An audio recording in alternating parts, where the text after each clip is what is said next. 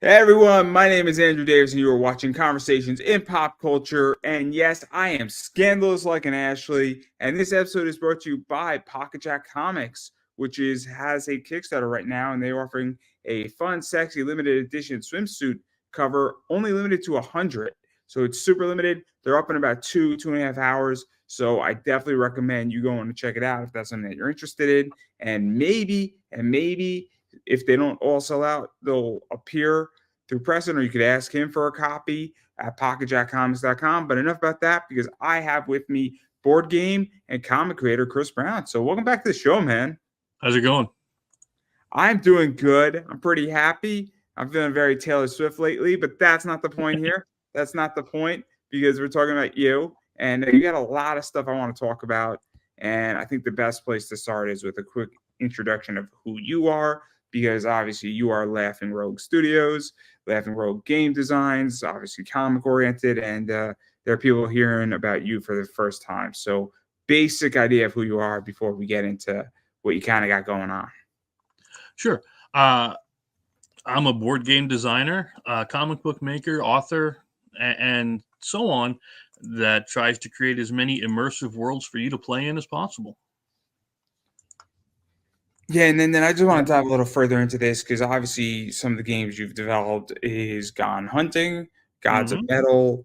I think you've done some other things with Slaughterville. I think you've done a few other things as well. And so obviously Slaughterville is kind of your baby. And then you did Slaughterville 1, the expansion pack, which is 2. I think you did a third expansion pack as well. And then you did the Ultimate Edition. And I think you also did an RPG of Yep. Welcome to Slaughterville, which kind of follows the same premise with a few rules in there, but doesn't is more dice rolling kind of D&D style. So hmm obviously you've done a bunch of different stuff in that regard, and that's kind of where I want to talk a little bit about, is that what is Slaughterville, because that's where your Kickstarter on the comic side is at right now. Right. Slaughterville is your favorite town of fun and horror that allows you to experience all different types of. If you're looking at the board game, you can play all different types of games in one box. Um, but you go through this town where every horror movie takes place, and do your best to survive. Like we said with the board game, you're going up against one of our 23 different villains. Or if you take the RPG, the world is wide open for you.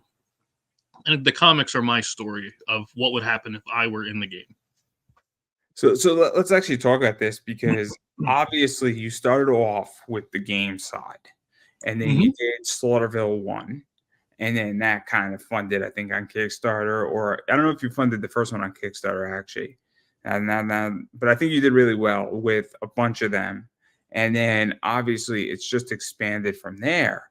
And what is this like? Because obviously when you have a few villains in the first edition, then you go through an expansion, you had 3 or 4 or 6 more, and then the third one you get up to 23 or 20, and then in the ultimate you get up to 23 villains.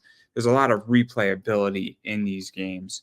And what is that like? Because I think that's a real issue of being able to stack games up on top of each other, and also creating an experience where it doesn't get boring after the 17th time playing. Uh yeah, that was kind of difficult, just to make each of these different villains and things feel unique, or to make this world where what I do in here is I look forward to you telling your story. So when you play the game, I want you to tell me how this stoner went to the haunted asylum, met the crazy doctor, survived a set of um, defibrillator paddles to the chest, and made it out alive, or didn't. That's one of the reasons why I made it. Is I like to hear the stories of things that happen. It's like all your favorite B horror movies in one setting. And then obviously, I mean, the game, for those, because I've played the game, if you die, you just come back as a new character, Yep. and the story continues. You don't really lose much. I mean, you might lose an item here or there, but you don't lose anything major, and the story continues. And there's another aspect that I like, where the game can beat you. And that's a Mhm. nice component as well, where you all can lose collectively together. And so that's something that I think is cool too. And the reason why I bring all this up is that the games came first.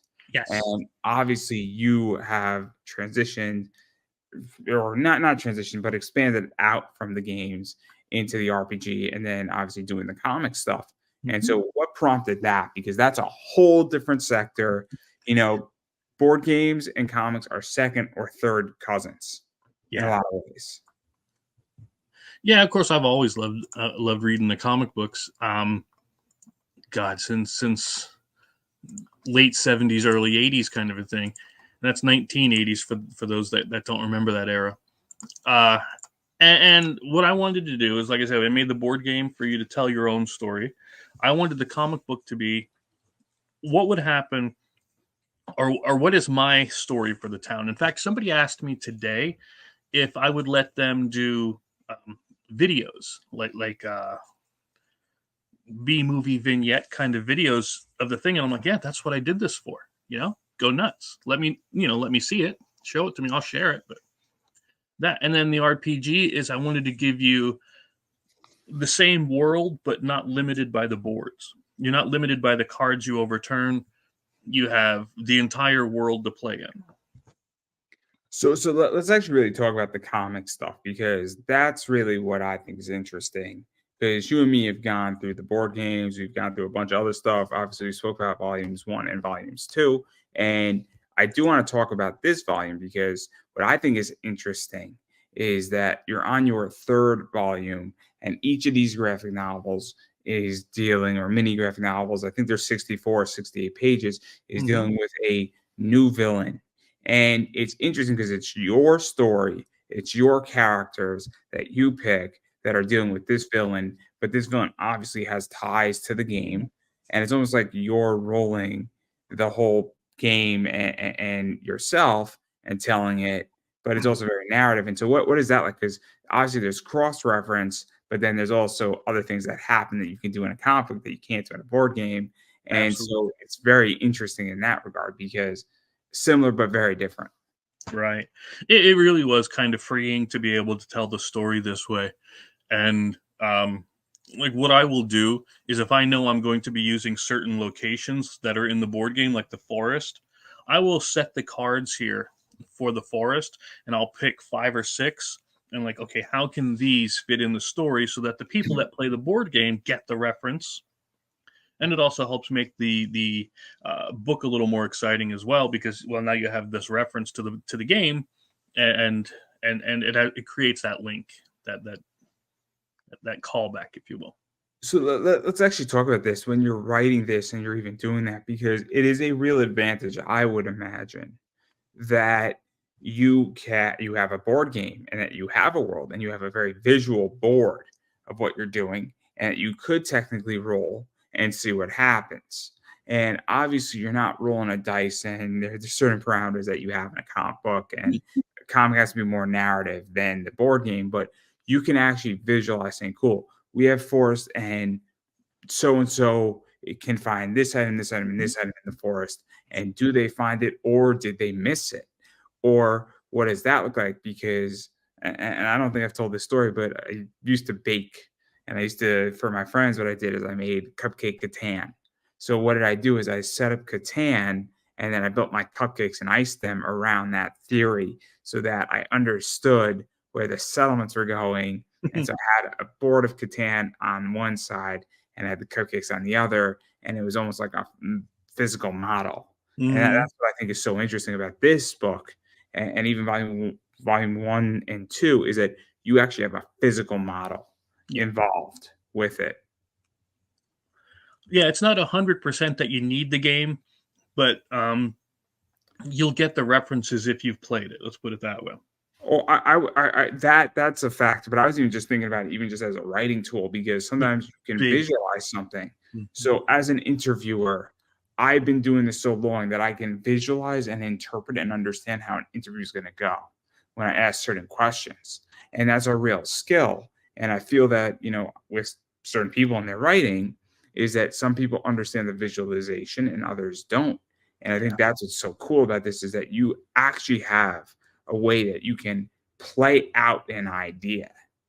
And that's what's cool. It's almost like you're in a boardroom, in a writer's room, without yeah. having to have a writer. Yeah, it's like having the storyboards along with you. And if you ever get writer's block with it, I mean, okay, I'm not sure where I want to take this exactly. Well, what do the cards say we do? You can you can work on it that way. So it really does help with making it a little bit more immersive and connected. And then I want to slightly back out of the board side. I really do want to talk about the comic stuff because I think that's also interesting because again, it is narrative comics because this is Mhm. your story. And what is that like? Because when I think you and me have played online a little bit of Welcome to Slaughterville, I've obviously played with my friends, and you can go in 15 directions, and it's a very chaotic game for lack of a better word. Yeah. Um, or it can be. It doesn't have to be, but it can be. And so what is that like for you though? Because you can't have a chaotic comic book. And so unchaotic, and you could have mystery and doubt and things like that. But what is that like to sort of, I don't want to say take it down a notch, but simplify it to some degree? Yeah, it's definitely a lot more focused. Um, because like you said, you can walk to any of the different locations you want and you can encounter and explore it in the game. But here, you're following, because I created the two new characters of John and Beth when I started this, and you're following their story as they go through first entering the town, and then everything that happens with the beast within, the werewolf. Then book two is the slasher. Now we're doing the cannibal rednecks. Next up is the ancient burial ground. I think we have like 23, 24 of these things planned out. So it's going to go for a little while. So let's even talk about that too, because obviously John and Beth are obviously, I don't think they reset between graphic novels.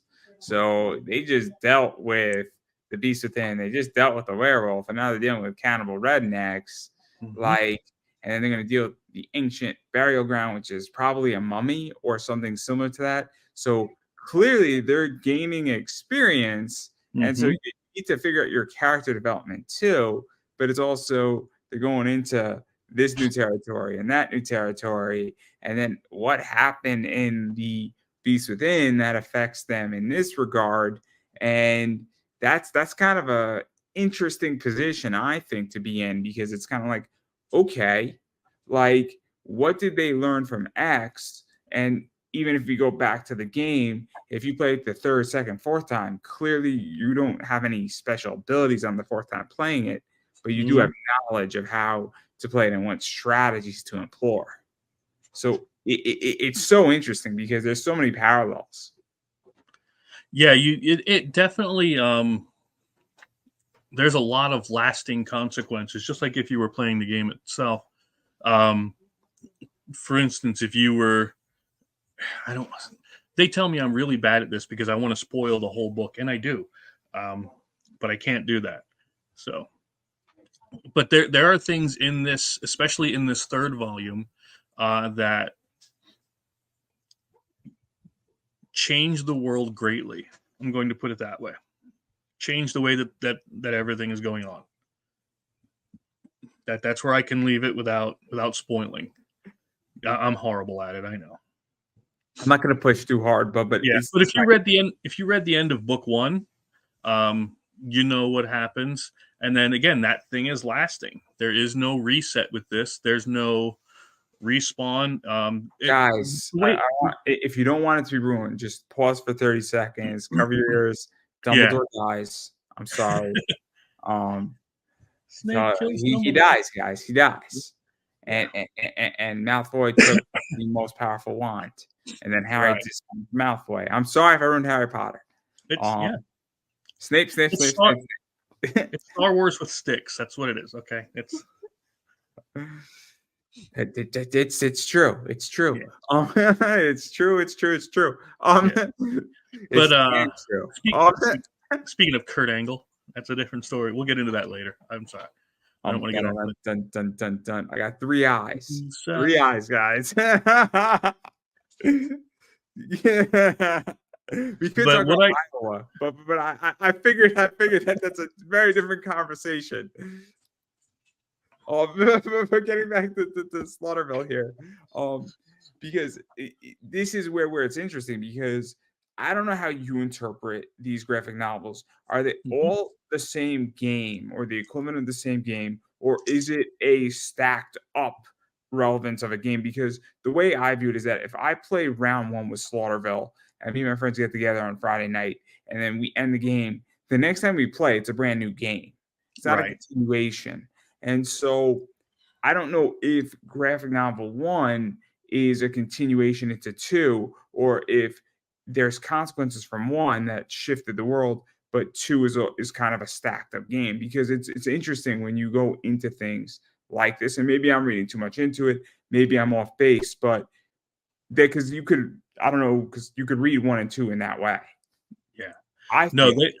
they completely depend on each other. Same thing with 3, 4, all the way out through. There is an overarching narrative that's going on. Um, there's players introduced, major players introduced, um, that especially in 3, that are going to have an impact going forward. I would see when I write it, I write like a movie. Like I'm sitting and I'm watching a movie. This is what's happening. This is what I see happening. This is what the characters are telling me is happening. And that's how I do dialogue is I listen to what they actually say. I know it sounds like I'm psychotic, but I am. And but there is something in book 3 that I did that felt like it had to happen. And it was based on the other 2 books. So yes, everything is building from one to the other. And Let, I let, really let's think let's I start know with you're gonna. I don't think you're gonna like it. I know you're gonna like it. You so might let, hate let's me, but you'll like it. well, we all know what happens. They decide that they want to raise starring in your movie. That's Taylor really Swift, what happens. Taylor Swift comes in, marries the cannibal rednecks, and we go from I mean, her and Travis Kelsey. I mean, I'm rooting for both of them. So if he wins another one, she's gonna come out to the center of the field, and he's gonna propose to her by giving him one of his rings, and there. then he's gonna say, "We're doing two things at once." Mhm. But will it if she gets married and it goes well, will that end her singing career? At the Super Bowl, of course. I just mean because she only writes songs about breakups. And if she doesn't break up with him, will she have any more songs to write? Hmm. She'll create a song called Touchdown. She'll create Touchdown. a song. Yeah, she'll create a song called Touchback. She'll create a song called Wide Receiver. The whole playbook. The whole Yep. playbook. And then fast forward 25 years later, the Chiefs playbook will come out and it'll be every song will be titled after the Chiefs playbook. It'll be great. It'll be but I actually do want to get away from Taylor Swift. As much as I love Sure, sure, Taylor sure. Swift, I'm a big Swiftie, and I have no shame admitting that. I'm I have also a big, Kelsey cards. yeah, I have Taylor Swift cards. So we're purple. We'll trade. We'll put them next to each other. We'll see what You know, happens. Oh man, I almost bought a $1,500 Travis Kelsey Taylor Swift card. ouch. I don't Oh, think I well, there's only like 11 of them in the world. I think it would have been worth it. I was tempted. And I would have kept it for myself. And they go for a lot of money, but not the point here. We're not talking about that. Stay right, on right. topic, Chris. Stay on I'm topic. sorry. I'm like a squirrel sometimes. Leave me up. We have to focus here. We really need you to focus, Michael Bolton. We really need you to focus here. But anyway, no, getting back to your comic. What is that like? Because I feel, and this is how I feel, is that you do a comic and there's no consequence in your book, or there's Yeah. minimal consequence. And like, look, certain books don't need consequences, right? I'm a huge WWE Boom Studios fan. Those books don't need major consequences in them. It's 6 issues. In issue 1 to 6, there's a conflict, and the conflict gets relatively resolved in 6 issues. They're fun, right? I'm not looking for a massive solution to a problem. I'm looking to Dean Ambrose trying to pin Seth Rollins in the comic book. That's what I'm looking for. That's the conflict, okay? But that's what I'm paying for. That's what I'm expecting. But going into your book, at a certain point in issue 1 or volume 1, you don't need a massive parameter conflict, but now we're going to get a parameter shift. Or we're Right. going to shift it down a gear. What is that like? Because there has to be something that says, okay, we're now not in Kansas anymore. Thank you. That is exactly the way I wanted it to come across. I mean, you couldn't have said it more perfectly. I couldn't get the words out. You got it. But before I say, you need to promise me you're going to check out Chaos Comics WWE books, like the Stone Cold, the Mankind, and the Undertaker ones, and the Are Rock one is hilarious. they older? They're They're older, right? in the 90s, but you will love them. I promise. But anyway, yes, absolutely. When we first meet Beth and John in the first book, the first page, I kill Beth's little sister. She was like 4 or 5 when they were playing in the woods. The werewolf kills her. And that causes Beth to be like, I got to get out of this place. So once Beth is old enough, she leaves. She bounces. Years later, Beth's older sister, Caroline, ends up getting lost in those same woods. So that brings the initial conflict of, why am I coming back here? Well, Beth wants to find her sister, maybe get some redemption, that kind of a thing. So when she comes back into town with her fiance, John, he's a police officer, by the way, it allows them to rediscover the world of Slaughterville. And then it allows the readers to rediscover it as well. They get to see the little oddities that go on with it. Like we were talking about before, where if the people in town don't notice that anything's going on, like if they don't notice that it's a werewolf, they just see everybody disappearing and missing as if those people were never there in the first place. If your auto body shop suddenly turns into a museum, well, to the town people that are not aware, it's always been a museum. It's never been anything else. And that's the beauty of the place. That's why you're able to tell any story you want. And so they allow the readers to see these strange things as they're happening in the town. Now, more of that is going to come into play in the future books because, well, want to introduce them slowly. I say slowly through like 60-page books, right? But as these characters are experiencing what they're and I know you've read book 1, so you know what happens at the end. Dumbledore dies. Dumbledore dies. Thank you. Yeah, you got to keep doing that, Tamara. I'm going to say something. I shouldn't, but that Look, leads. You can ruin book 1 because at this point we're on book 3. So okay. There's nothing wrong with ruining what happens in book 1 because it's been fair game. Now you don't have to because maybe people want to read it. I understand maybe we should keep it somewhat tidied up. But the point is that if it slips out, that's not a problem. If you ruin book 2, fair enough. I'll surrender the point.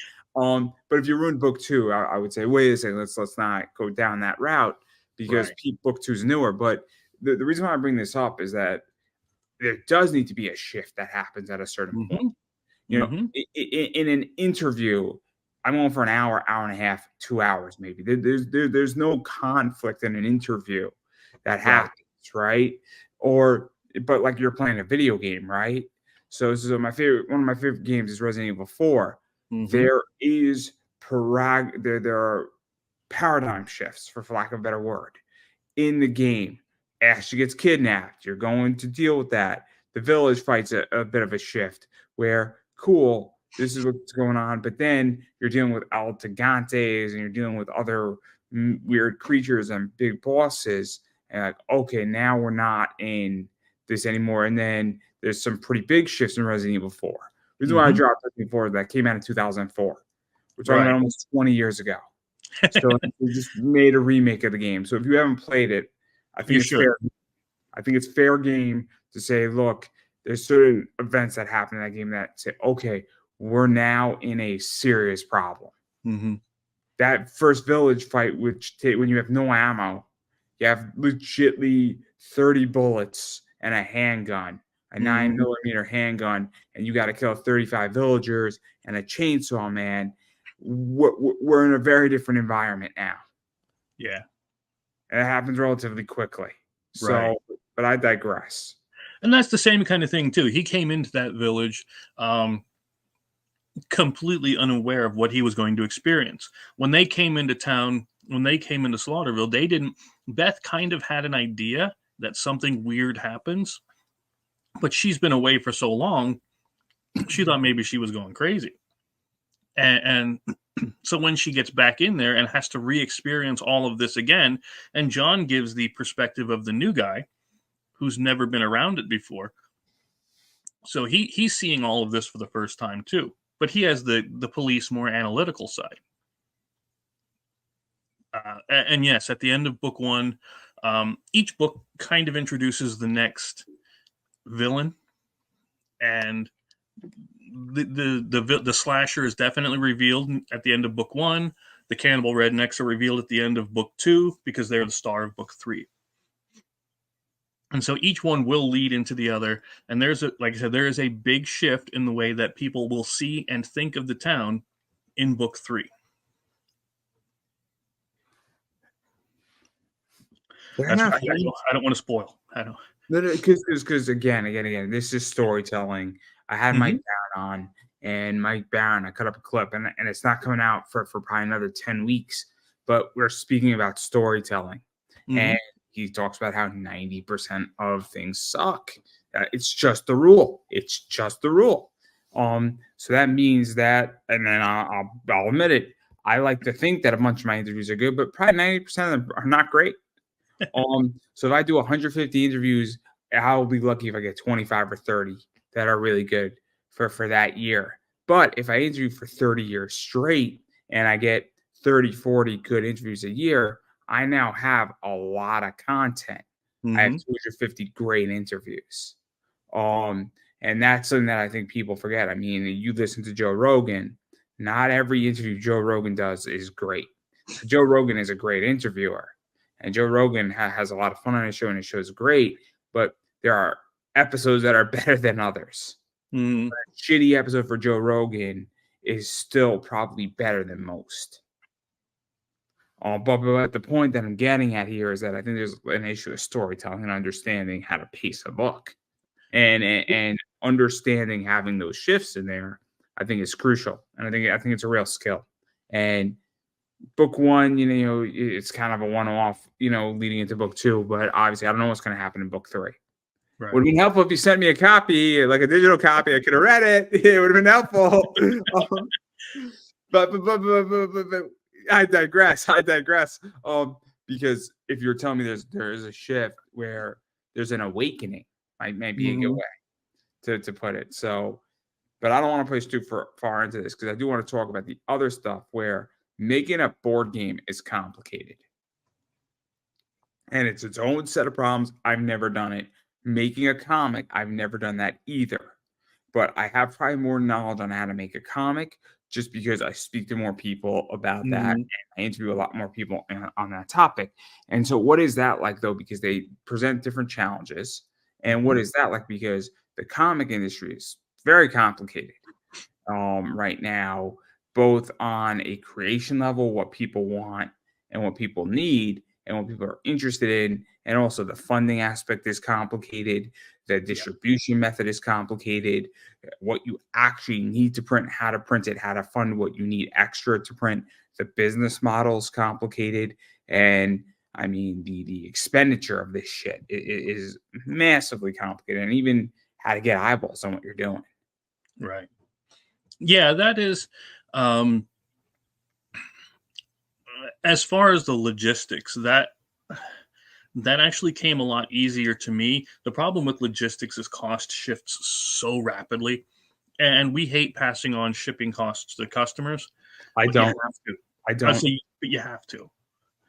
I mean, I can't afford to eat $25, $30 on a project for extra shipping costs, because one government decided they're going to put a tariff on, like it's an extra 20% just to send it to the UK off the top, no matter what.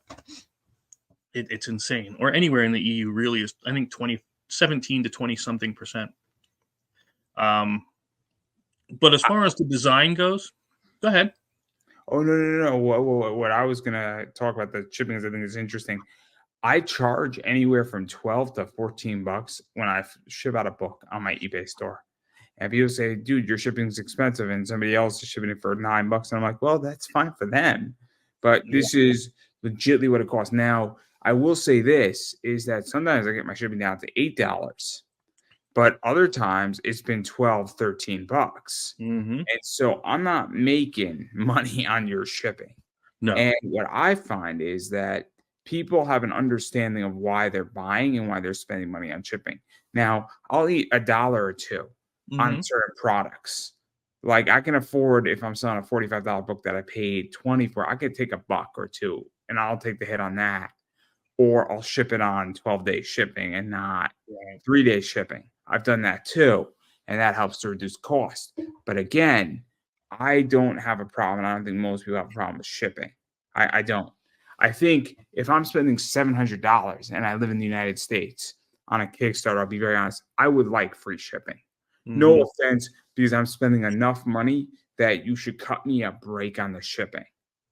And once you get to a certain point, I think the person who's running the campaign, if I spent $5,000 on somebody's project on Kickstarter, you better give me free shipping. I'm sorry. Yeah. You better just take care of me on that front. If, But if you want to spend $5,000 on this campaign, I will give you free shipping. I will drive it to your house. but, Just but, saying. but, but my point is that I pass on shipping costs to my Yeah. customers. And when I buy things off of eBay, they pass it on to me. It's just how it's done. And I don't have a problem with it, but I digress. I think that's actually the least of the logistics. In my opinion, I don't think that's a logistic problem because I think that's just the way business is done. No Mm-hmm. company, no company. I have an iPhone, everybody. Little fact, this is an Apple iPhone. Who paid the tax on this iPhone? Yeah, we did. I did. Apple pays zero tax. They pay Mm-hmm. zero tax. Um, I pay the tax on that iPhone for Apple. Mm-hmm.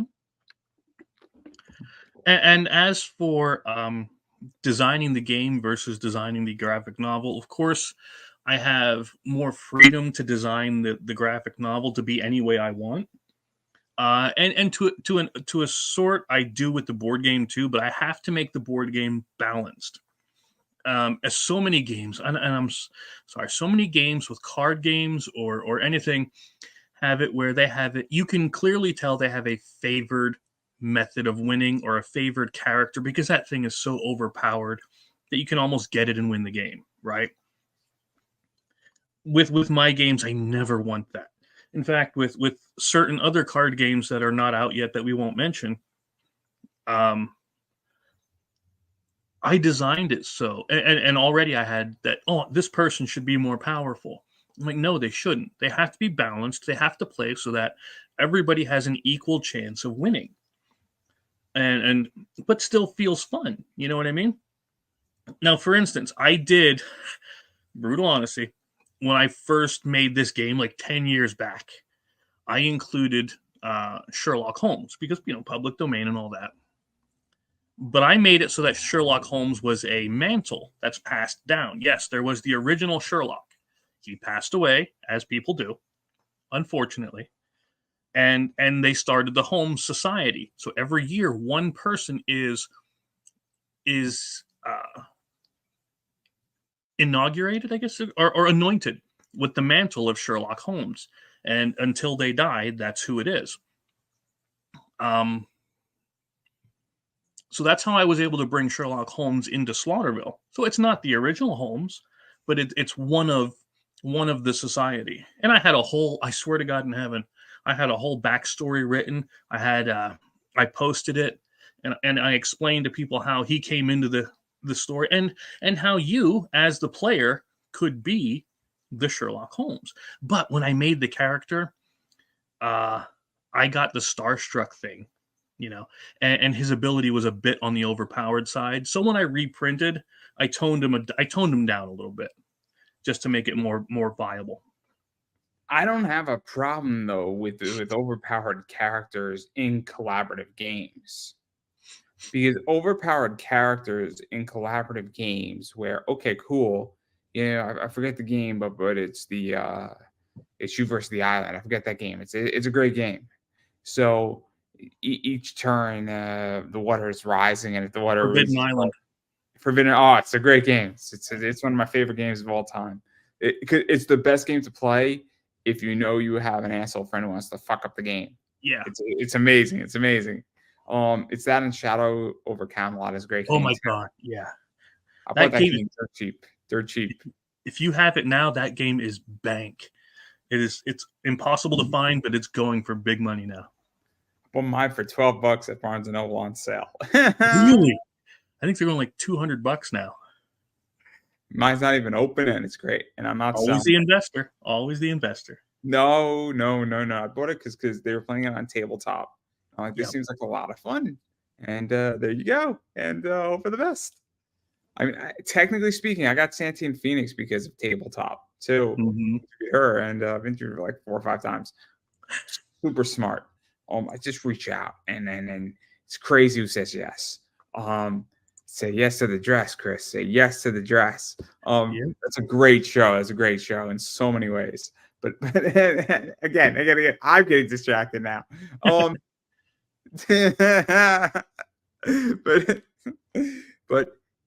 I don't have a problem with overpowered characters in collaborative games because it only is going to help the whole thing. Mm-hmm. But even to go further into this, though, because obviously, even just talking about the whole sphere of comics right now, where I find that it's tricky because you have stories that are really good on Kickstarter. You have a lot of bad girl art covers. You have a lot of people falling into what are known as what I call variant traps, where you need to go and hire and have 20 variants or have 17 variants on your book, and you need to have a nude version of that. And then we have this whole problem where somebody does 30K on their book, but they also just spent a boatload of money on covers and 25% of what they spent. And it creates an issue because maybe the story is okay. And it goes back to this 90% rule where you got an awesome fucking cover. Undeniably. I mean, we'll prove it right now. I don't think anybody's going to mind. These 6 covers are awesome. This isn't a Kickstarter book. These 6 covers are awesome. They just came out. It's, I think, Femforce Taylor Swift's version. I don't know if the story is good or bad, but that cover art is fantastic. And so what is this like for you? Because you don't have bad girl cover art, but you have a decent story at where you're at. And that's where this gets tricky, I feel, in comics. Yeah, I've backed hundreds of projects and so very few that I actually keep because, like you said, the story's just not there. 90% of it is stuff, right? And so whenever I'm looking at a project now, if I don't see the dialogue and I don't see a few pages of actual story and not just your hand-picked greatest art in it, I won't bother backing it at all. I won't. Because I'm tired of getting burned by that pretty picture on the front and having the inside be so convoluted and ridiculous that it's pointless. Now there were books, gosh, what was it called? It doesn't matter. But the premise inside of it was kind of ridiculous, but it worked in the story. When I say ridiculous, I mean that. I'll throw a movie out there that'll get the point across. Snowpiercer. Snowpiercer's premise is completely ridiculous. Okay. The movie. Basically, Earth went into nuclear winter, and then there's a train going around it, and it's been doing it for years, and there's a gigantic train, and the people at the back are poor, and they're eating bugs, and they're eating their own shit, essentially. And the people, as you go through it, are partying, and they're oblivious on this massive train, and they're having a good life, and all sorts of cool stuff. And then it's a fight in the train. I mean, it's brilliant. And then the back's trying to take over the front. It's awesome. It's awesome. The premise of that whole thing is ridiculous. Right. But once you're in the train and you're into it, you're like, I'm in. This is ridiculous. But it works. Because I'm like, I could see how the back end is trying to make their way through cart by cart by cart into the front of the train to take it over. I could Mhm. see that, and it's great. The whole thing's ridiculous. Mhm. But once you get past that, there you go. But that's the point, is do you buy into the world? And so many that I've read, have been unable to create that buy-in. They're not able to, because again, either they want their person to be so overpowered that they don't have any struggles, or they contradict themselves from what I've seen where they contradict themselves with story or powers from one page to the next. And it's just, guys, ladies, gentlemen, boys and girls, children of all ages, Degeneration X says suck it. Fix your stuff, right?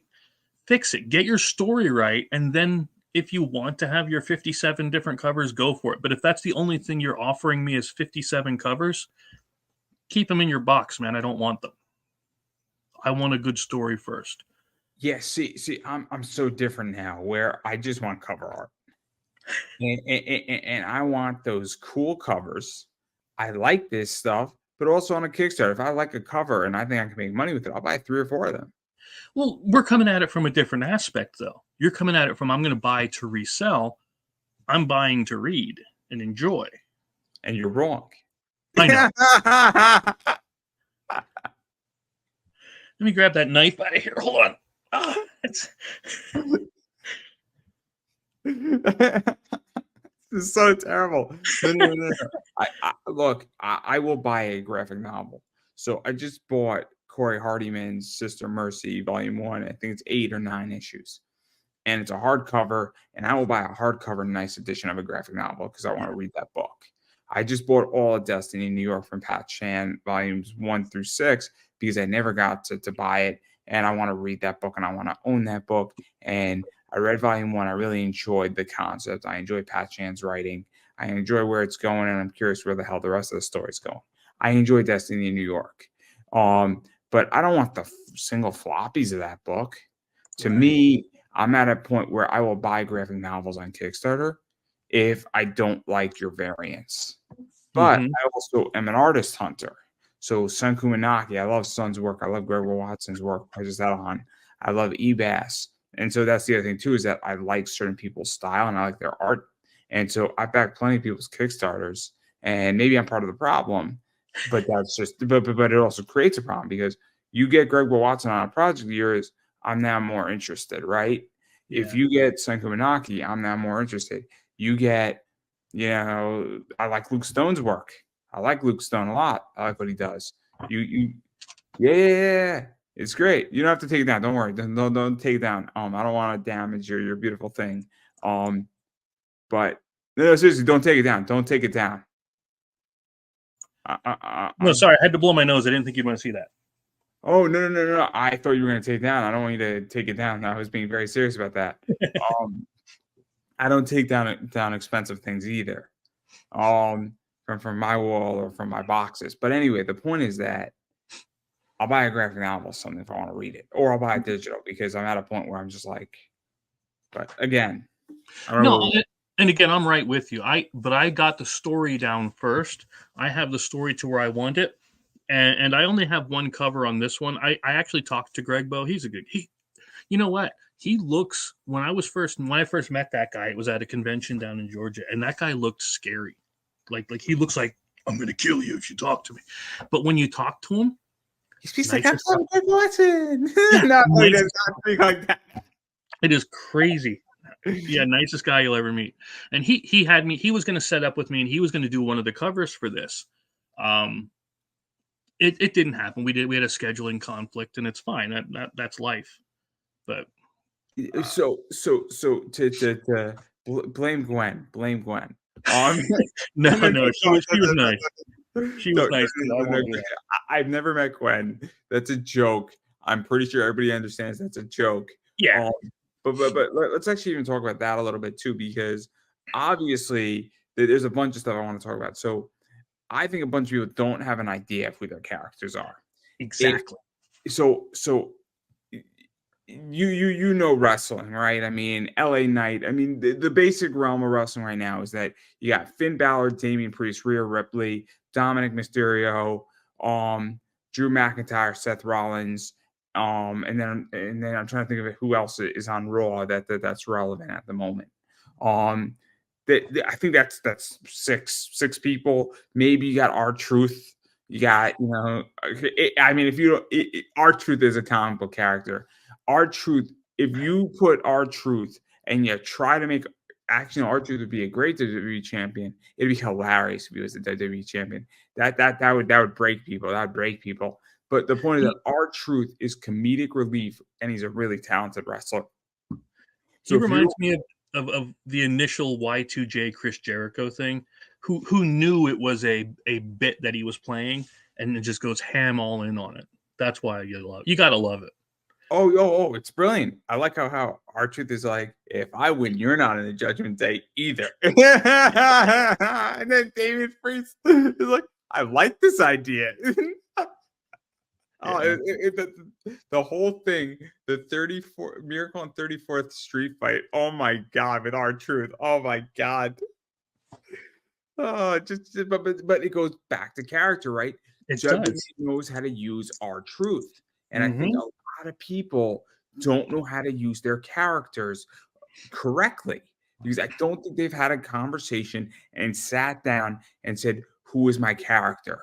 I'm trying to write a comic book. I know exactly the character I'm writing is a super nerd who wants the cute girl, and he's going to get the cute girl, but he's going to make a deal with the devil to get it to some degree, and then he's going to learn how to be a man out of it." Yeah. And I know exactly who that character is.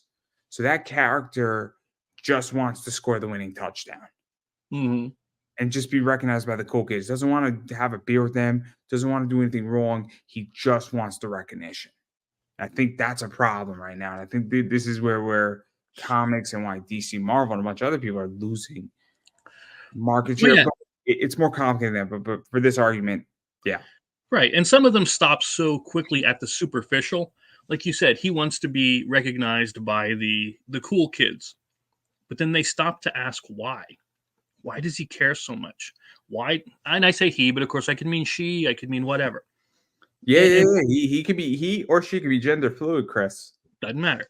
That's also the beauty of the game. Offenders. You're equal offenders on this show. Well, no, that's also the beauty of the games. And I actually had, a bunch of people sit down and they asked me all the same stuff. And I said, well, how do you know what they are? They're you. You can be whatever you want.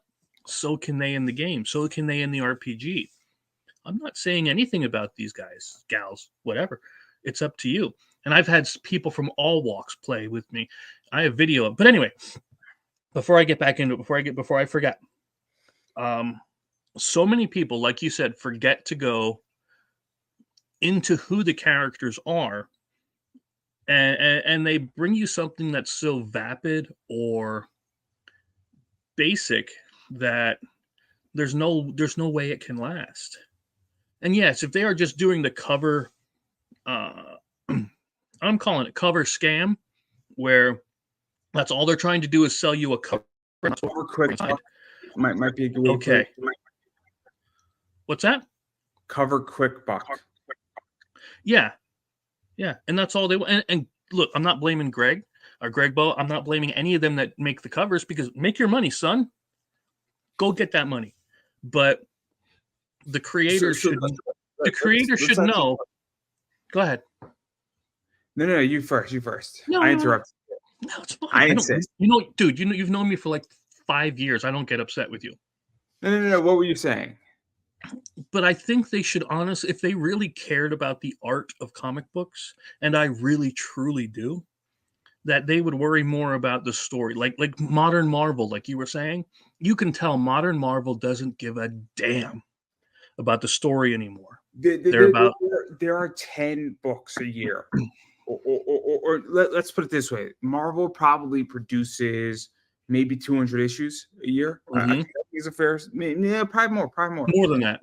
Yeah. They probably produce about 400 issues, give or take. Conservatively, I'm willing to put real money somewhere in that range. Sure. Probably about 40 of those issues are good. Yeah. The question is at what 40? That's Right. the key. So if you picked up and you were miraculous, same thing with DC, right? So if you picked up those 40, your interpretation of Marvel is very different than somebody who picked up some dog shit of Marvel. There you go. Or if they picked up 10 really good issues and 30 bad ones, so it's what 40 you're picking up that Mm-hmm. are good. Because if you pick up the 40, you're like, Marvel's killing it, man. Yeah. Right.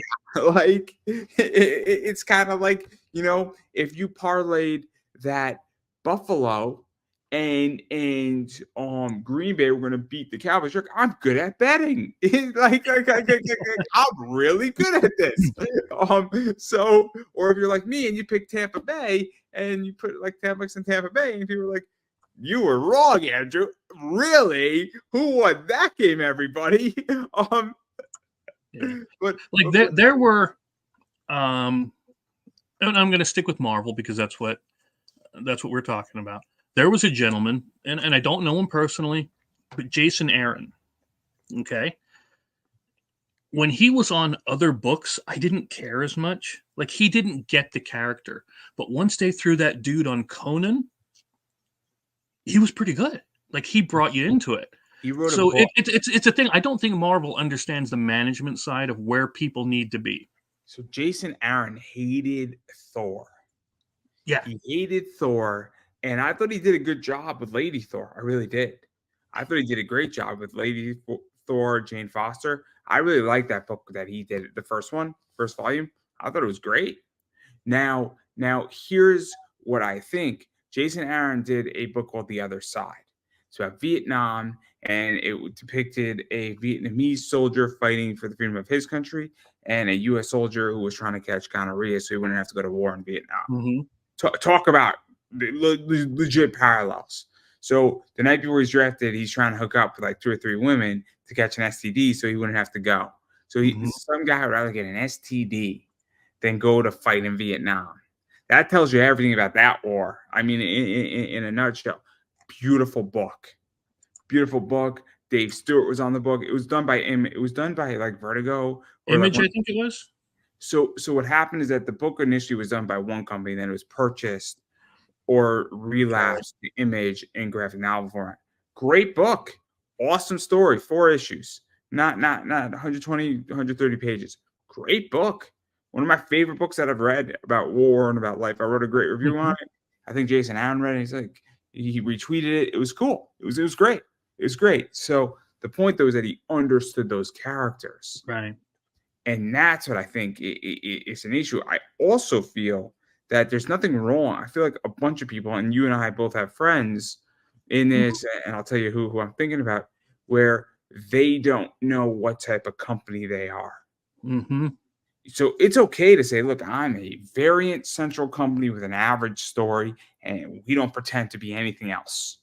Yeah. If that's a decision you make, that's great. I'll give you an example. There's a podcast that all they do is they talk to really sexy women. That's all they do on that show. And you're going to have a bunch of girls, and legitimately a requirement is the girls to be in bikinis on the show. And everybody knows why they're there. It's great. Or they're speaking to people in nightlife. Fresh and Fit is a good example of that. We know what Fresh and Fit is. That is their brand.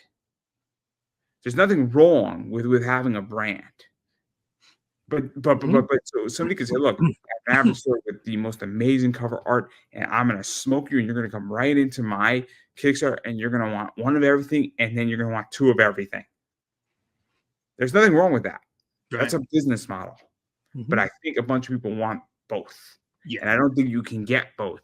You either can have an amazing story and you're complete story driven, or you're complete variant driven, or you have to be creative in the hybrid, but they don't want to commit to walk in a harder path. And that's, I think, part of the problem is. That's one of the reasons why I took a long time away from YouTube and stuff, because I don't post regularly like everybody else does, because I am an entertainment company, because I want to get into the videos as well, that sometimes does YouTube, right? I'm not a YouTuber that does comics like you see with some, and they're afraid to commit or focus, like you said, or they don't know that they have to or that they should focus. Because if I spend all my time, which I wish I could, doing the videos, making reviews, and everything like I'd like to do, that would take away so much time from being able to create the books, create the games, and everything else that I just don't have that kind of time. Now, once I start doing the movies, sure, I will already have the video content created, and that'll gel right with it and mix together. So this is interesting. So let me tell you my perspective on this. I am a podcast that obviously fits into another business, that fits into a third business, and all my businesses all are they're not vertically integrated, they're horizontally mixed, where this is a separate entity than my eBay business, but they have synergy because it gives me insight and it gives me access to people that could be really, really, really helpful. And when you have access to people, all of a sudden what happens is that you could buy things cheaper, or you could get things that people might not, let you get normally. Or you might simply say, hey, look, I got a limited 5 coming up. Day 1, man, my campaign is launching at this point. Just be there at 12. Just take it and don't worry about the economics of it. You're going to do just fine on it, right? Because it's going to sell in minutes. So I pulled a 101 off of somebody Sunday night, and I was lucky because I was interviewing him and I was looking him up, and then I opened up an email from him, and it's like, yo, I'm doing live sales. I have 21 variants, are all 101s. So for $44, I got a 101 comic book. That's a pretty good steal, in my opinion. But it just so happens that I was sort of in the right place at the right time, directly and indirectly. I was thinking about doing an Andrew exclusive kind of cover where it showed them in the forest, like I have those kind of shots, and then just have your logo, your character in the background flitting around, like, so you would know that this is for. But I didn't know if you'd get all upset. Oh yeah, no, that's fine. That's pretty funny. Like, again, one of the Easter eggs that I like. I would do a darker cover for the forest. Mm-hmm. So there was a story, and I only know this because of Tara Manning. Do you know who Tara Manning is, right? I have heard the name, yes.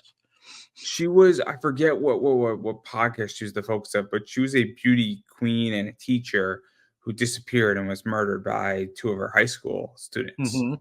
And then they cracked the case like 19 years later. Wild, right? So the reason what happened, and this is freaky, is that somebody decided for Halloween that they had a bunch of missing people posters, and they put it out in the woods for a Halloween party, and hers was up there. And so imagine you have that of all these missing people or dead at all, and you have that on the woods, and it's clear their image. And I don't know what legal hurdle you would have to go through. That's a trippy cover. That's a freaky cover, and that's an unnerving cover. Because then that's not a cover necessarily that's going to work on Kickstarter, but that's going to make somebody stop at a con. That's just creepy and freaky and oof. And that is because that'll unnerve somebody, especially if it's real people. Yeah. Because that's the type of thing that I would want. Because I want, if I go to a con, I want something that's going to make people feel a little uncomfortable. Mm-hmm. Because what you want to evoke emotion, right? Yeah. Like when they went to, forgive me, I don't know the guy's name. When they went to the Aokigahara Suicide Forest. Oh, Logan Paul did. Yeah, they did that, and it generated the right amount. Again, Eric Bischoff. Controversy creates cash. Without a doubt. Yeah. I mean, we'll call it out. I mean, you send that to me, and I don't think you're going to mind me saying it. I have a good relationship with the Wheelers, but a lot of people have problems with them. A lot of people do. I don't have a problem with them. A lot of people also don't have a problem with them. A lot of people might not fully agree with them, but they want to work with them because, again, they get eyes on them. And the way I see it is that I can't do anything that's going to hurt my reputation. I'm not in the thick of it. If I write for them or I interview them, no problem. And if people give me shit for it, I say, look, who have you had on your show? I can name 10 people. If you're an interviewer and you're serious about this, you're gonna have people who upset other people, without a fucking doubt.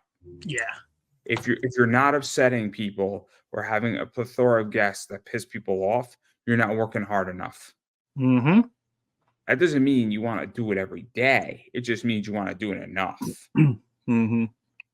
I mean, I interview a porn star. You don't think that doesn't upset people for two reasons. A, Andrew, how'd you pull that off? And B, I wouldn't say I'm a porn star. I'm a porn aficionado. No. I have a porn problem, and I am here to admit it. And this is an intervention. And bazinga. But yeah, my family's Wheelers. I mean, and so it'd be interesting to see if we're related. It's so I can say it's so little time. Oh, I know. oh, But let me see yeah, no. So you were talking earlier about Mike Barron, and what was really cool. I always liked, even before I knew what the guy looked like, okay, because I read the comics back in the day, and I knew that he understood what character was, you know, because I grew up on reading the more street level kind of characters. And again, back in then, yes, we had Wizard magazine, which I wish to God we would get the actual magazine back with the promos and everything. It was beautiful. But before I knew what this guy looked like, I knew that I liked what he did. And I've always been a big fan of him, Chuck, Ernie Chan. My God, Ernie Chan was my favorite artist for decades. Scott Lobdell's another one. Yeah, all great, And Mike asked me to send him the copies of my book, the comics. I did, and this guy called me. Who am I? I'm a moron, right? He called me up for like 2 hours. We're sitting there chatting. I'm taking notes like a madman because you damn well better. He's like, your pacing is great. I'm like, holy shit, that is the best part of my year.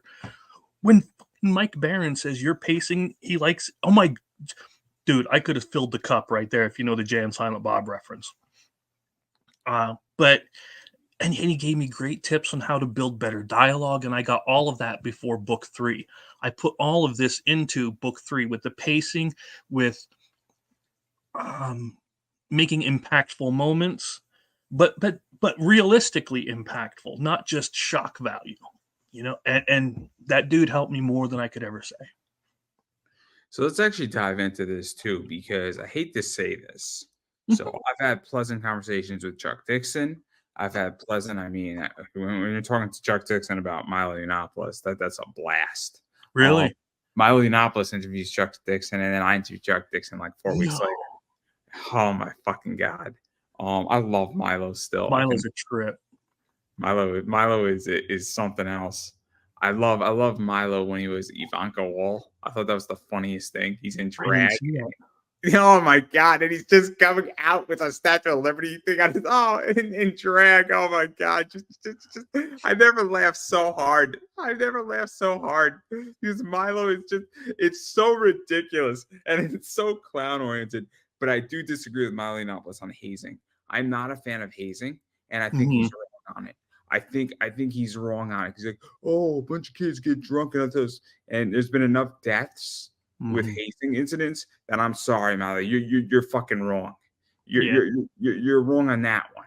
Right. I agree with like 95% of certain, not 95, but enough of Milo that I agree with him. The hazing thing, though, I don't think he was making an argument. He's not right on that argument, and that's the easiest argument to beat him on. I think we do need a point where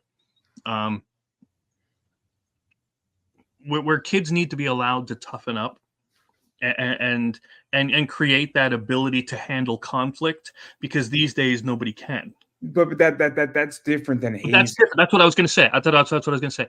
But with hazing, it actually always, I don't want to say always, but mostly takes it too far to the point where people get injured. And that should never be. It's ball busting versus injury. you're pledging to a fraternity, Yeah. and they say drink a fifth of vodka. How can that end any other way than shitty? Yeah. And that's the problem. Yeah. And I've done it. Yeah.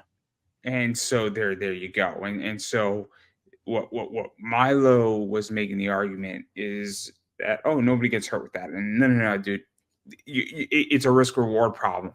It's kind of like there's nothing wrong with driving and there's nothing wrong with drinking. If you take drinking and driving together, there's a problem. Yes. So you can go drink all you want, you can go drive all you want, just don't mix the two. Mm-hmm. And you're fine.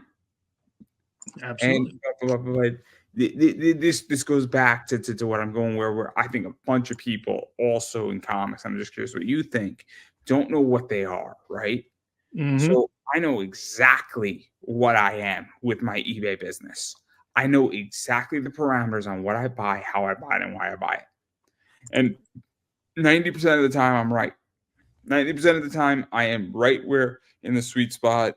And I don't need to go through all that. That's a whole different conversation. Someone wants to have a business conversation and have me on a podcast, be my guest.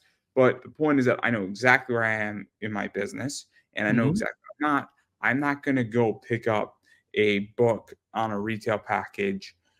I'll take a few here and there and a few pitch shots here and there, but I'm not going to go and be like, you don't have bad girl cover, no worries. I'm going to be specifically understanding what I'm aiming at and what I buy on a product level.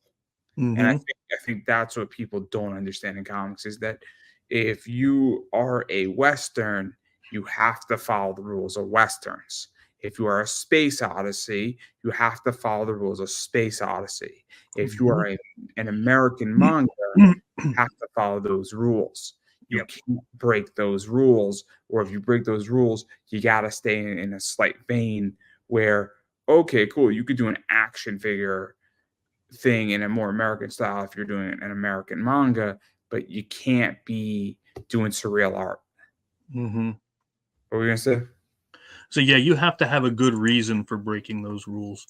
Now again, Firefly is one of those that could do it. They took the American Western and put it into space, and it worked until the comic books went off the rails so bad it was terrible. I'll fight anybody to this day on that. Those comic books suck. I'll fight you on that one. Literal. But it comes down to knowing the characters. That's what it all comes back to, is making these people real and believable. And you're in their world, following them. You're not make. This is how I do it. I shouldn't say anybody should. I don't make up the story. I let them tell me their story. Now, granted, if something sounds stupid, I go, "Are you sure you remembered that right?" And then we readjust. But that's how I do it. It's I don't know. I know it sounds weird, but I listen to them tell me the story and I just write it down. I get in which that it is what it is. I think that just a lot of people also just don't know how to fucking write. I'm not saying so I am not a creative writer. I'm a technical writer.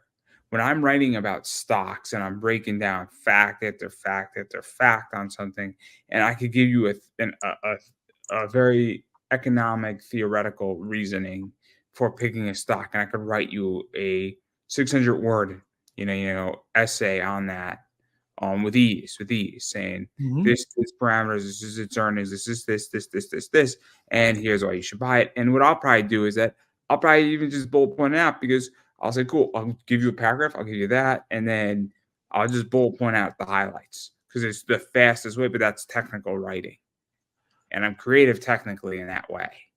I don't know how to write a story, and I think a lot of people don't know how to write a story, and they don't know how to also make it uniform. Yeah. Can you please bring up this page that I sent you? You asked. I mean, you said, could you please? You can freely say no. But this is one example of this story and understanding the characters that I was talking about. This guy here is called the Tall Thin Man. You don't know his name yet. Nobody does except for me. This is Daddy Ray, the head of the Cannibal Rednecks. These two do not like each other. Like it's a, I hate you, you hate me, but we have to work together kind of a thing. And he's saying, like why Daddy Ray called him, or the mayor sent this guy here to help Daddy Ray with a problem. And like, why is, and Ray goes, because our God is stronger, because Daddy Ray believes in his religion, his faith. And he shows that by cutting his own throat and allowing it to heal. Right. So he's all cocky and confident there. Right. But then you get down here and you get the smart ass thing. So if your God is so strong, why are you getting sick? And he says, looks like you got a shaving cut because that slit throat didn't heal all the way. And it just shows their animosity towards each other without getting over the top and ridiculous. I mean, yes, the guy slitting his own throat is over the top, but it fits with who the character is. And he said he doesn't hurt him. He doesn't beat the crap out of him. He just says, don't stay too long out here in the field because the dogs are hungry. So, and it's allowing them to be realistic, even in a fantastical world that's important. And I think that's why places like Critical Role and those other D&D podcasts get so popular, is because the characters that these people are playing seem like they would really be this. I've never watched Critical Role. I don't really want to watch people play games. It was an example. It was an example. I'm sorry. I think there's something fundamentally wrong with watching people play a D&D game versus people playing a D&D game. I think it's a little different when you're watching sports, because we can't all be Major League Baseball players and we can't all be magical wizard Patrick Mahomes. But what'd you say? I have his card too. I'm not a football guy. I'm a baseball guy. I really am. I'm a huge baseball fan. I enjoy baseball. It's America's favorite pastime. And they smoke the NFL on digital content, apparently. Did you know that? The Major League Baseball is significantly smaller than the NFL, yet they make up more digital content than the NFL. Because MLB invested a lot of money to make that happen, and they just released a lot of digital content. And it's not a game issue. The NFL and football can do it if they wanted to. They really could if they wanted to. They just have to put the infrastructure in, which is crazy because the NFL might buy a piece of ESPN. That's because Disney's moronic, but that's a different discussion too. Let me explain why you should buy Disney, everybody. There's 4 things you need to know. Legacy content is one. So it's all the legacy content's still good. And I'm talking Kim Possible, Jake Long. I'm talking PBJ Otter. I'm talking Recess. I'm talking all that good stuff. I'm talking Boy Meets World. All the good stuff, right? So that stuff's still good. Phineas and Ferb is good. And so Lizzie McGuire is great. All that stuff's great. So that's one. 2, they made a bonehead mistake by taking on a lot of debt to buy Fox. And they should have done it in 8 lump sums or 8 or 16 parts with cash positions. And this way it would have extended how much debt they needed to take, and they could have cash flowed some of it, or it would have been less expensive rather than take out debt for the whole deal. So that's 2. 3, they got Hulu in that deal coming up. So that adds a boatload more debt to them. And then 4, what's happening now is that they got to pump a lot of money into Disney Plus to keep that thing afloat, because when you're building out a streaming platform, it will be profitable. It's naturally going to be profitable. Ben Dunn's wrong on that.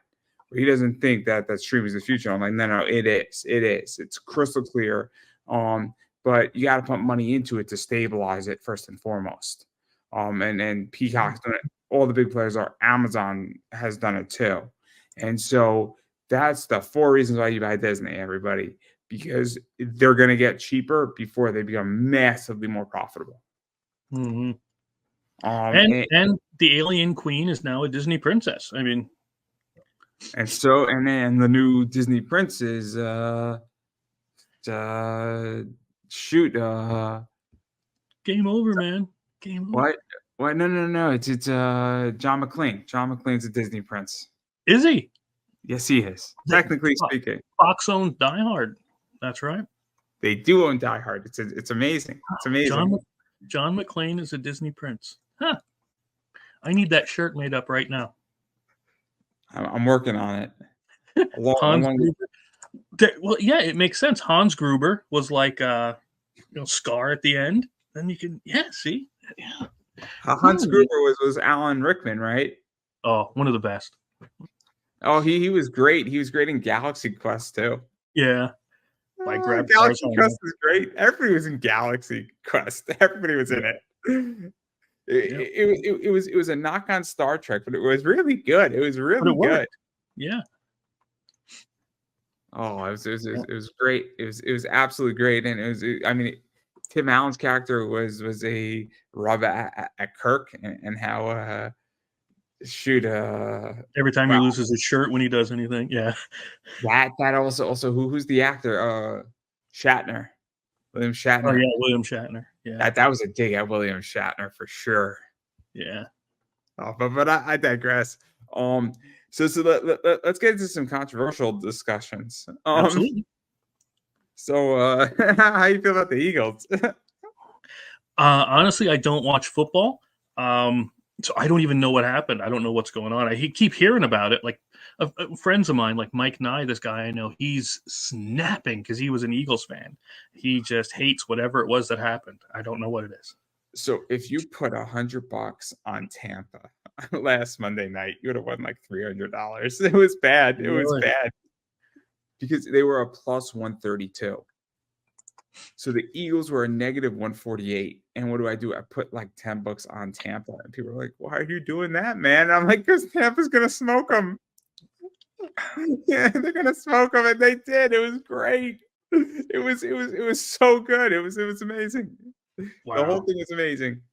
I mean, I don't think I've ever enjoyed a football game the way I enjoyed the Eagles getting smoked. And they got me my Cowboys monies back. Yeah, I heard they didn't do so well. The Cowboys didn't do well either. They got destroyed by Green Bay. I used to be I was a Packers fan from the 70s and 80s. So I mean, I'm glad to hear that. Oh, it was amazing. But we don't have to talk about that. So let's actually talk about a lot of stuff that's going on with Kickstarter, and I think the biggest thing that I'm curious how you feel is the AI art campaign. I think there's one or two that's done like 23,000. I think it's Everstone or Everheart. And I bought 2 books from them. They're not bad books. They did Chloe James, a cover of Chloe James, and I love Chloe James. If anybody knows what Chloe James looks like, oh my God, Chloe James is just she's absolutely stunningly beautiful. Great cover. There's only 25 of them, so $30 cover for $25 of Chloe James. And if you're a Chloe James fan, what a great cover. But obviously you're doing 23,000 and it's AI art. I mean, that raises questions. It raises a lot of questions actually. Question 1 is that why are people into it? B, there's nothing illegal about it. There's ethic questions. So there's nothing illegal right now about AI. Okay. As far as covers, I think it's an ethical question. I also think that if all of a sudden you got 900 backers saying we want this, who am I as another creator to say you can't do that? Because once you say I can't do this, that means that can I tell you that I don't like what you drew and you can't sell that either? And that's a complicated question. That's a really complicated question. Yeah. And so I'm just curious what you think, because I get why people are upset, but I'm also saying if you tell me I can't do an AI cover, but an audience wants it, does that mean I can tell you you can't do something either? Well, that's my whole thing about it. A lot of the ones, and I'm not saying everybody, but a lot of the ones that are arguing about AI art, and yes, if it uses non-public domain art as the reference, I think that's unethical. Okay. Again, not illegal yet, but unethical. However, these same people will go out and they'll make a Rogue cover or a Marvel related cover and use the characters and sell it at conventions or sell it on Kickstarter and have no problem with it. I'm sorry, did you pay Marvel the licensing and royalty fees? No. So no. Crazy route. So I interviewed somebody who has a cover that was taken in certain ways. The pose is almost identical from a cover that CB Zane did. Okay. That's an indie person taken from another indie creator, where this character has this other woman pinned. The background's a little bit different, and Stokes took the cover and he has the wrestler pinned, and it's Mm-hmm. the exact same pose, verbatim, right? You put those two things together next to each other. I'm like, this is way too similar. I understand that there's only so many poses you could pin somebody down on, but Right. this is way too close. Mm-hmm. Way too close. I mean, not to bring up bad blood, but there was the whole thing that Jamie Tyndall did with Brett Booth, or I think it's Booth's cover, and Jamie Tyndall did a cover, and again, it was very close. I Mm-hmm. don't know if it was fully the same because different characters, different accessories, different colors. I understand all that, but it was close. It was close. I mean, there's an argument to say that I'm not willing to say it was a complete copy, but it was close. And I think that's a real issue because I understand that there's only so many ways you could do X cover, Right. right? And And and I so and I don't mind homage covers either. Like if it's not your main, it's a variant, and you want to put out a this is my tribute to one of my favorite old covers, and but you're using your characters and everything else. I'm okay with that.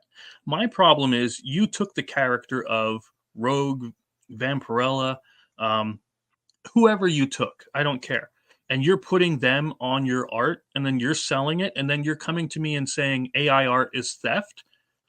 Unless you've already paid licensing fees for the use of those other characters, keep your mouth shut. That's the end of it. And I'm going to say it as bluntly as that. Keep your mouth shut. You have nothing to say. my issue is that if you tell me I can't do X, then that means I could tell you that you can't do Y. Mm-hmm. Do we really want to trade? And if I put this, maybe I should put this as my Facebook status saying, if you tell somebody they can't do AI art, then you are opening up yourself to be exposed that somebody can tell you that you can't draw a certain character. Do we Mm-hmm. really want to go down this? Because that's the issue of the First Amendment. Right. It is a First Amendment issue. And if you openly say X and you disagree with me, I'm going to tell you that your government, you should go to your government, you should tell Congress that they can suppress your speech. Mm-hmm. Because we're going to escalate it that fast. Because it has to be. Now, you could think it's unethical. That's a different discussion. But unethical is not illegal. And that's the problem. And I don't think many people actually think about these issues. I don't. Yeah. Now, will I use AI art? No. And it's nothing. It's just it's not. I want a certain style, and I don't have the skills to manipulate enough to make it work for me. But I it's not something I'm going to use. But at the same time, Let me ask this because this is very important. So you might not use AI art, but would you buy AI art? I don't know. I, my thing with AI art is the same thing as I have a problem with digital downloads for video games, right? Why are you charging me $60 for a digital download of a video game and it's the same price as the physical copy, which had to get printed, then sold to stores and everything else? I think digital copies should be cheaper. And why should I pay you for art that you didn't, you technically created using the text prompts, but Because this is what I want to do, right? I'll be very honest. If somebody has a completely AI image, I just want to take their AI image and I want to gather it on Kickstarter. Hear me out on this. If I know an image is fully AI'd out, there's no copyright and there's no legal claim to it. So what I Mhm. would do is I would just print it. I would just be like, hey guys, you really want to fuck people over with this AI shit? I just did an AI project where I took everybody's AI art and all their images and I put it on my own book. Nothing's inside the book. And if you buy Mhm. this, we're going to send the message back to this person saying, hey, I can legally do this. Yep. Yeah, Adobe, and a lot of different places anyway, are offering now AI options. And We'll call the book Steal. No. People would laugh and I'll get criticism, but then I would come on some of these podcasts and I would say, this is the point though. We are now Mm-hmm. actually testing the legality of this. We're testing the theory of this. We're actually parodying the whole thing. And if we do $400,000 here, it's not that I did $400,000 of a comic book. It's that I proved the point of how stupid this is. Yeah. The fact that you attacked me, you came on your show, I explained the bigger point in the parody. Did you want to rescind your attack? Because honestly, that's what needs to happen. Seriously, we should do it. We should seriously do it. Because the initial amount of hate that we would get would be off the chain. But then when you start explaining it, you're like, this is actually really smart what you did. Because you just proved the point, and then it becomes a case study. Yeah. But that's where I land on it. If you're against AI art, I don't want to see you using other people's characters in your homage covers, and that or selling prints at conventions. If you're selling the prints at the conventions, you're no different than somebody quote unquote stealing with AI art. It's not. It's the same thing. Fair enough. And then I just want your take on the CGC scandal. Oh God, I wish to God we never had CGC. That stuff is such. It's such a scam. The whole thing on it. Yes, I get it. I'd like to have books protected as well, but so much has been overhyped with them as being the authority on it that again. That it allowed that it doesn't it allowed this scam to happen because so many people made it so that CGC is the only or the main way to say that a book has value, that now people, again, if it can be stolen, somebody's going to figure a way to do it. And if they did, okay. I don't know if I agree with you about the only way a book has value. I mean, I think books have value for a lot of reasons, right? So I actually haven't sent a book to get CGC'd in 3.5 years. Mm-hmm. A lot of the books, and the reason why is that I just don't want to wait 90 days for a product. Exactly.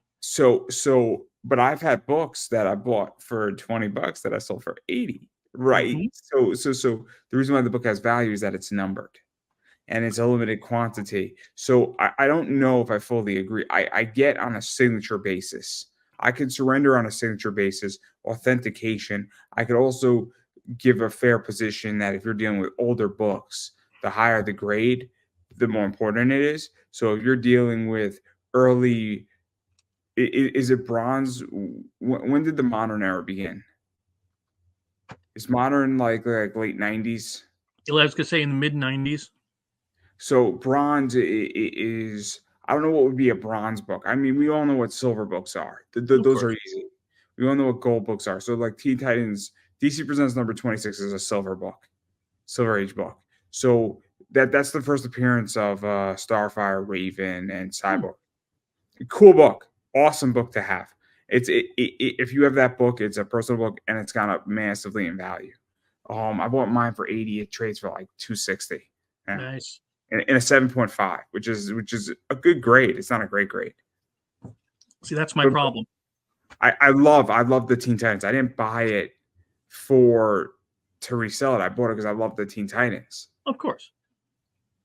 And I'm all for it. Like if you can buy plastic cases for your books, that'll keep them pristine.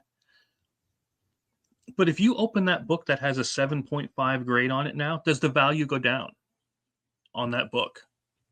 To some degree, yeah. Probably. Exactly, because we've allowed no, let me finish. We've allowed this company to say that their word is worth so much that now my thing that I love is worth less just because they say it's worth less. And so people have now taken advantage of that. I don't think though so this is what I think, right? Is that the market determines product. So if you had a beautiful DC Presents 26 that wasn't CGC'd, you might be able to get $150 for it because it's a desirable book. Now, I'm gonna pull out a book that's not offensive at all. to prove a point. So I'll use it with a baseball card, right? Sure. This baseball card is valuable for two reasons. It's Trey Turner, who's a great player on Philadelphia, the Okay. Phillies. It's also number 12 out of 23. Mm-hmm. So this card is valuable because it's numbered and it's rare and it's numbered and it's a parallel. And it's a good player. So let's say that it was a shitty player on there, but it was numbered 12 out of 23. It would still have some value, but it might not be a $20 card, but it could be a $5 card. And if it wasn't numbered, it might be a 63 cents card. So the point is that I don't know if CGC determines or Beckett or PSA DNA would determine the value of that because you could get a card graded that's worth nothing. So I do think certain books, regardless of CGC or not, have value. I do think that it makes it a commodity versus a subjective position. It makes it very objective versus subjective. But even then, I'm going to have to say it is very subjective because it's this one person's opinion. For instance, if you're trying to get an autograph at a convention, right? And then you have to go get this CGC person to come over, stand there for 3 seconds and say, yeah, I witnessed this. Who the hell are you? Why does you standing there say that it's worth anything? And that's what allowed this scam, quote unquote, to take place. Is people saw that a number on a book. You actually know why this came about, right? Did you actually know the history of how this came about? No, It actually relates to the United States and the FBI. So what happened in CGC was around before this, a little bit before this, but this really became a bigger issue. So in about 1998 to about 2002, on baseballs, Willie Mays, Babe Ruth, Joe DiMaggio, and a few others were the most forged autographs. And a bunch of them, and one of the biggest baseball scams ever happened was, I think, Willie Mays, Babe Ruth, Joe DiMaggio, all these fakes came out. And so there's a guy at the FBI who is the forging guy, and so PSA DNA, Beckett, all these companies came about because all of these fakes came into the market, and we're talking probably about $1 million to $2 million worth of fake baseballs in 2002. Now that's a lot of money today, right? And so all of these authentication companies came about because of that. And so that's something that I think is also why this came up, because at least this, if it's witnessed by CGC and they witness it, even if you get a shitty grade, there is some authentication purpose to that. So but there's a million ways how to authenticate things. So tabling the grading element of it, if it was just saying, hey, we witness this, we're going to put it into a holder and we witness that this autograph is legit, that's a different discussion. So the yellow label, like this right here, is a good example where even tabling the 9.8, CGC witnessed all 6 of these signatures. So let's say there was no grade on this, but it was just witnessed as a signature. That has merit and that has value. Because somebody said, we witnessed this and we are a company that is trustworthy, and that we basically, somebody from our company witnessed these 6 signatures. And that's just a way how to authenticate signatures, forgetting about the grade. So there's merit in that. So what's the difference then if I took a picture of me with the guy signing it and say, okay, here's the proof that this person signed it? Why do I need them then? The difference is that they date it and they have a database of Exactly. picture. They made you. A picture can be doctored. This, on the other hand, it's harder to doctor. It's harder to mess with. I mean, to a degree, because I'll give you an example, right? So you would have to look at the serial number on this. You'd have to copy the barcode as far as signatures. You'd have to get a bunch of stuff done because there is a barcode and a census, and I type in that number on CGC, there's going to be stuff. Now, what would further authenticate it is, and what CGC needs to do, especially with signatures, is they need to take a picture of the book before it gets graded, and they need to put a picture of that book up, and they basically need to say, cool, when you type in that number, that picture comes up. Or they need to have a private database that you can shoot them for $5. Hey, here's a picture of my book. Is this legit? That's how CGC could solve the signature problem. It's going to cost money, but if you're buying a really expensive book, it's just that's the only way this matters. That's true authentication. I mean, are you there? I get it. I'm just not. I'm not their biggest fan because, like, how much do they charge you to grade a book? $30. $30 and for the first signature, and it's $5 for every other signature for a graded book. So you have But six signatures. Yeah, what were we saying? if you're to mail a book to them today, Yeah. how much are they going to charge you to grade Blue it? Label, it's gonna be 20. And then also what happens is that let's say it's a signature book and I'm mailing them for Scott Schneider. He might charge 15 for a signature. But that's separate from CGC, right? That's just somebody charging for a signature, and you might be paying that one way or the other, right? Mm-hmm. So at a con, Scott will sign 2 for free, and then it's $5 a signature. Oh, really? So which is also a problem in its own right. After a while, it's like I just paid $90 to get in here. Are you guys really gonna bleed me the fuck dry? Oh, I've seen worse. I've seen people charging $50 for a picture, like a selfie with them. It's some are just crazy.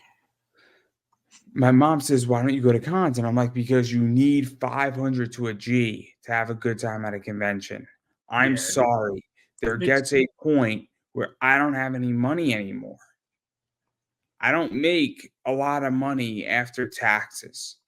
mm-hmm. And I had a really good year, but again, I pumped a lot of money into my business and I'm stabilizing a business. And if I want to fund a Roth IRA, do I go to a con or do I fund my Roth IRA?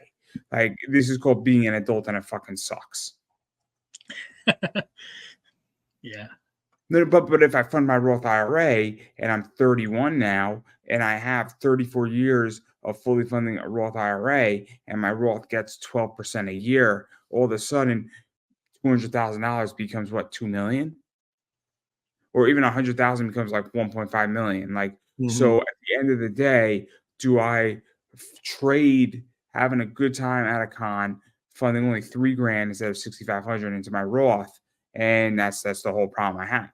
It Yeah. sucks because am I trading real enjoyment or am I trading a real future and potentially what I could leave to my kids all tax free? So the or do I go in and take a position out of the business and there you go. And that's why I don't want to do cons anymore because they're so fucking expensive. Mm-hmm. It sucks. It's ridiculous. Yeah. $90 for a ticket and then you're gonna bleed me dry. Like it gets old quick. Oh, yeah. Yeah.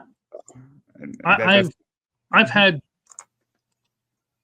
I'll just say I've had people asking me for autographs already, and I feel always embarrassed about it.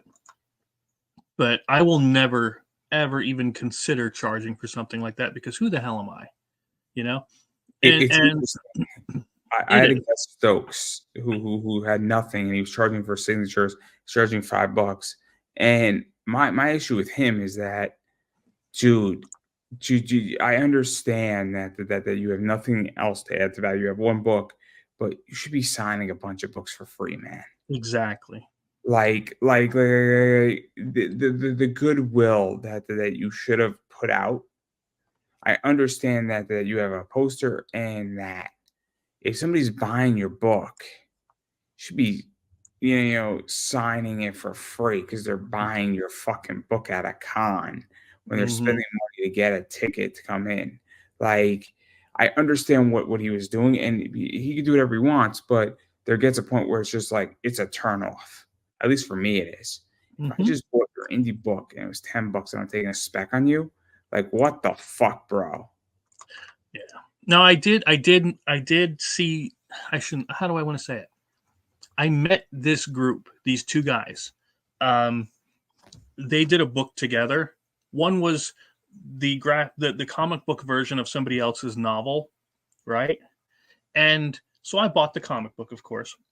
And the guy goes, if you want to meet the author, hunt him down, find him with this, and he'll sign it for you for free. So he signed it. The artist signed it for me, the one that drew it, and then they made it a contest, to go around and find the author and got him to sign it as well. And I thought that was kind of cool.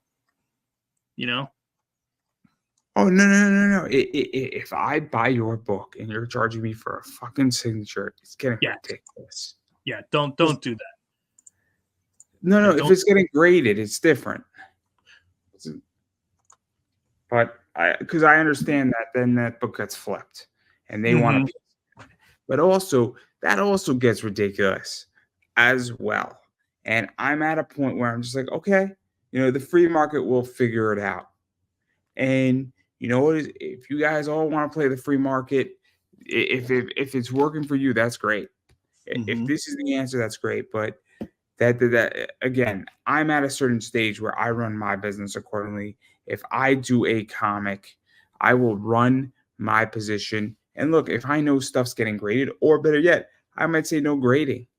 I might have a sign that says no grading, in which that I might have a deal where I might say, look, I might bring 50 books that I think are really good, and I might label them 1, 2, 3, 4, 5, and put a 1 on them and just bring them all to CGC. And I might just say, look, this is what I want to do. And this way I bought 50 of them. And then I might just have the stack at my table. Now, what are your thoughts on Iowa? No.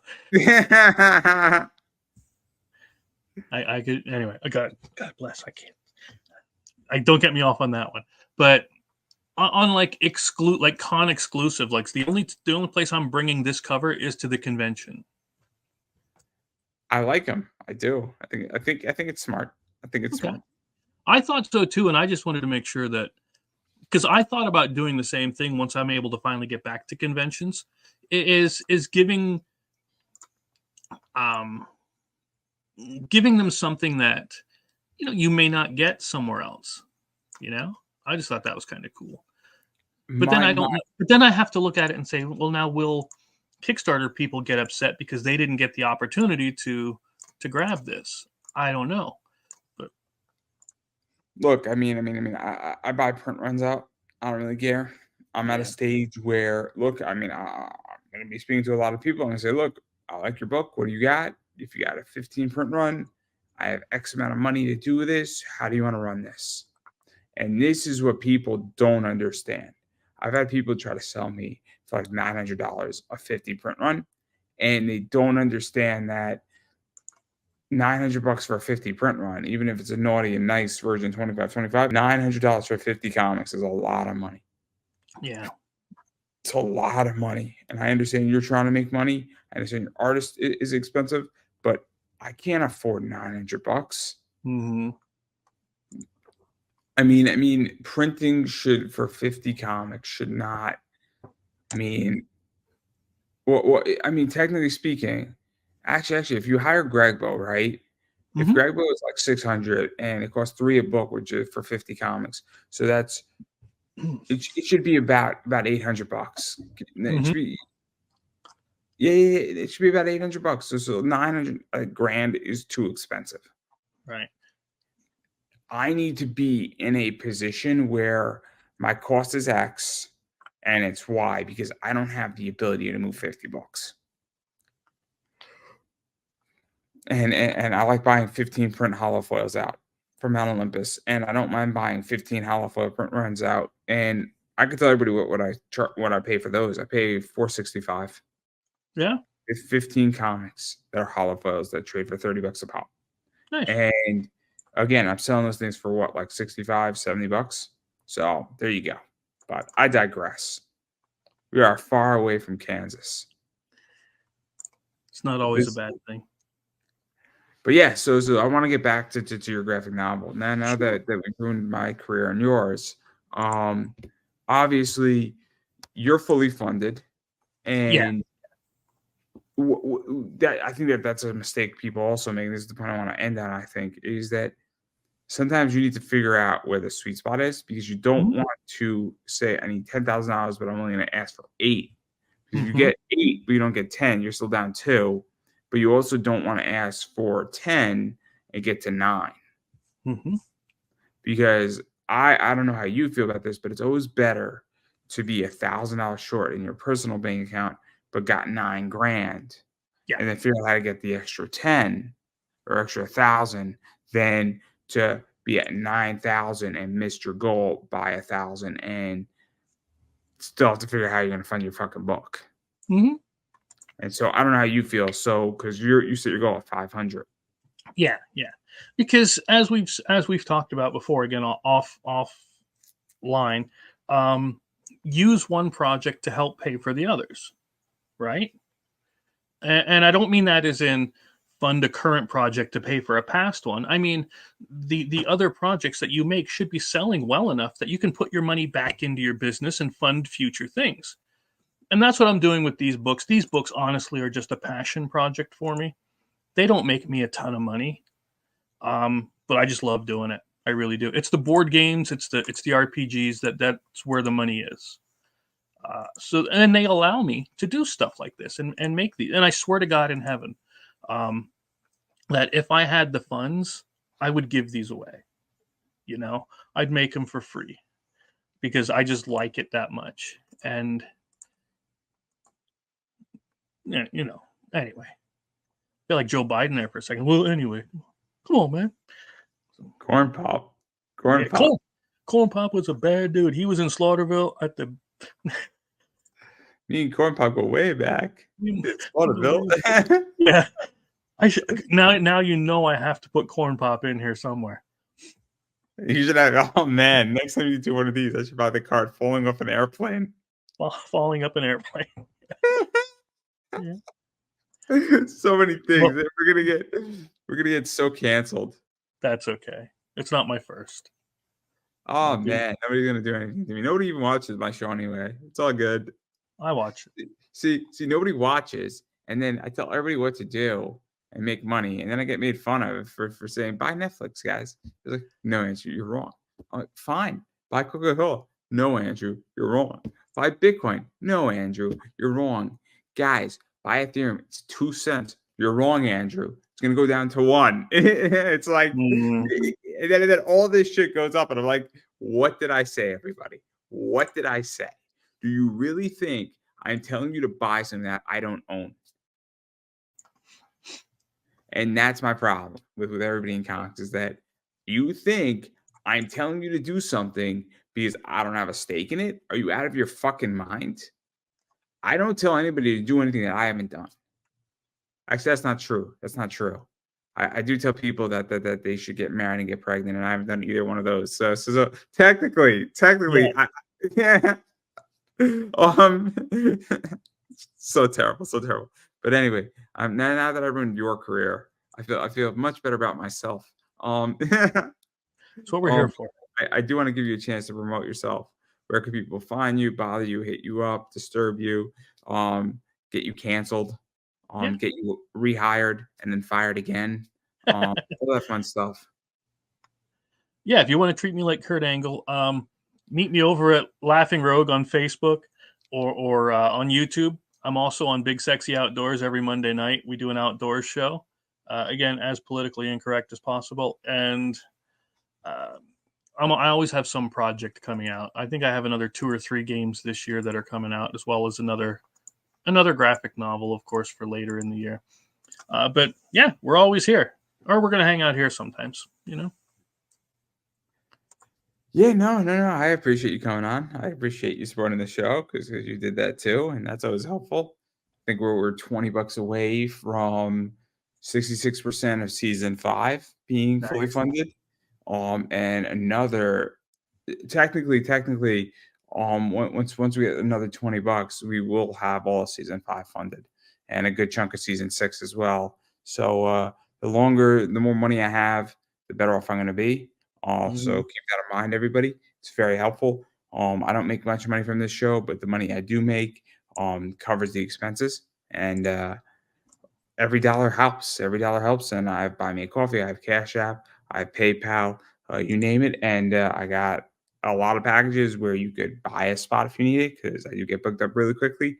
Or conversely, if you're not interested in buying spots, I do offer live reads for a lot of stuff, as well as I can sell the backdrop. I can sell spots on my TikToks, whatever you want. We could figure something out.